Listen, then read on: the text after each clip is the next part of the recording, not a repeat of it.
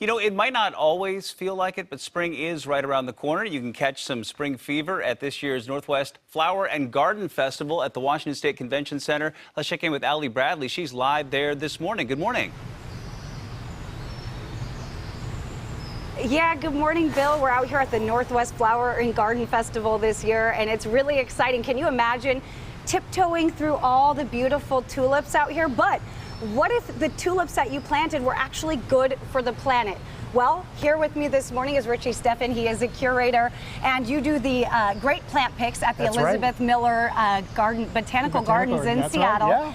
And it's beautiful there, but you've brought some of your plants out here. We did. We brought a great selection here, all in containers, and to highlight pollinator plants, drought-tolerant plants, and some of our best natives for the garden. And why is that important to really focus on those things, Richie? You know, I think as gardeners, we have a responsibility to be better for the planet. And by focusing on natives and low water use plants, we can use the water more resourcefully, and pollinators need our help. And so having those flowers there and having places for them to live and survive in is all great for us. Survive and thrive, and that's what we want to do here in Washington for all of our plants. And what better way to do it by helping our planet too? So what are some of the things that you brought here? This one's probably one of my favorites. This is really awesome. Dante, check this one out. I really love this on there. You know, so cool. This is not a native, but this is from Japan.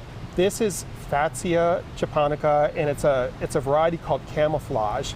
And you can see why. You can see these different colors here that look like camo print. It's really, really cool.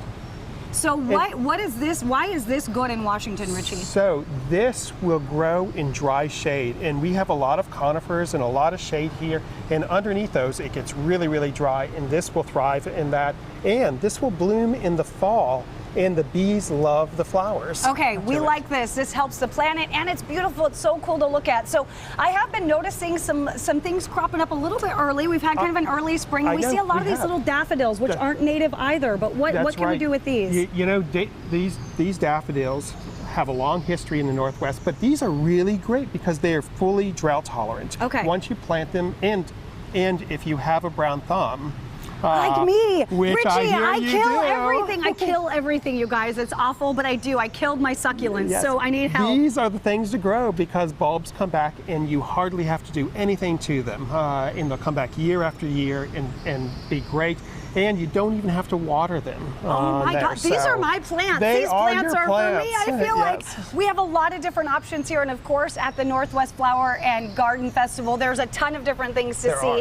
What else can we learn here when we visit your booth at the show? So you'll learn all about good solid plants on there. One of the things that Great Plant Picks focuses on are plants particularly well suited for our region. We work with a team of volunteers to help pick them out. So it's proven performers on there. Not necessarily the newest thing, but the best thing for us. And we have a great website to go on to. You're setting us up for success so that you don't end up planting something beautiful and then failing because it turns brown. That's right, yeah. Of course, you'll want to visit Richie's booth here if you are visiting the Northwest Flower and Garden Festival this year coming up. We'll have more on a sustainable garden that helps out our orcas. We'll have all those details and so much more. You guys don't want to miss it. This place is fantastic.